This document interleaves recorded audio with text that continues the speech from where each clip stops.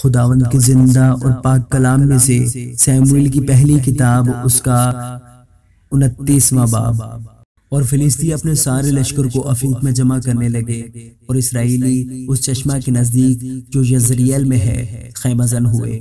और फिलिस्तियों के उमरा सैकड़ों और हजारों के साथ आगे आगे चल रहे थे और दाऊद अपने लोगों समेत 21 के साथ पीछे पीछे जा रहा था। तब फिलिस्ती अमीरों ने कहा, इन इब्रानियों का यहाँ क्या काम है? 21 ने फिलिस्ती अमीरों से कहा, क्या ये इसराइल के बादशाह साउल का खादिम दाऊद नहीं, जो इतने दिनों बल्कि इतने बरसों से मेरे साथ है, और मैंने जब से वो मेरे पास भाग आया है आज के दिन तक उसमें कुछ बदी नहीं पाई। लेकिन फिलिस्ती उमरा उससे नाराज हुए और फिलिस्ती उमरा ने उससे कहा, इस शख्स को लौटा दे कि वो अपनी जगह को जो तूने उसके लिए ठहराई है वापस जाए, उसे हमारे साथ जंग में न जाने दे, ता ऐसा न हो कि जंग में वो हमारा मुखालिफ हो, क्योंकि वो अपने आका से कैसे मेल करेगा?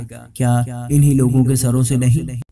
क्या ये वही दाऊद नहीं जिसकी बाबत उन्होंने नाचते वक्त गा गा कर एक दूसरे से कहा कि साउल ने तो हजारों को पर दाऊद ने लाखों को मारा?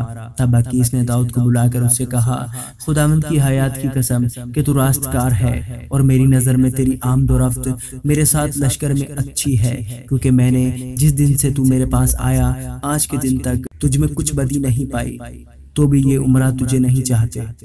सो तू अब लौट कर सलामत चला जा, ताकि फिलिस्ती उमरा तुझसे नाराज ना हो। दाऊद ने 21 से कहा, लेकिन मैंने क्या किया है? और जब से मैं तेरे सामने हूँ तब से आज के दिन तक मुझ में तूने क्या बात पाई जो मैं अपने मालिक बादशाह के दुश्मनों से जंग करने को ना जाऊं?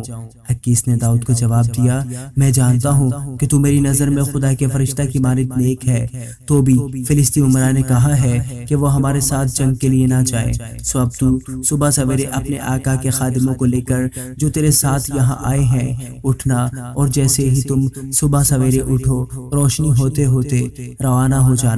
सो दाऊद अपने लोगों समेत तड़के उठा ताकि सुबह को रवाना होकर फिलिस्तियों के मुल्क को लौट जाए, और फिलिस्ती यज़रियल को चले गए। आमीन।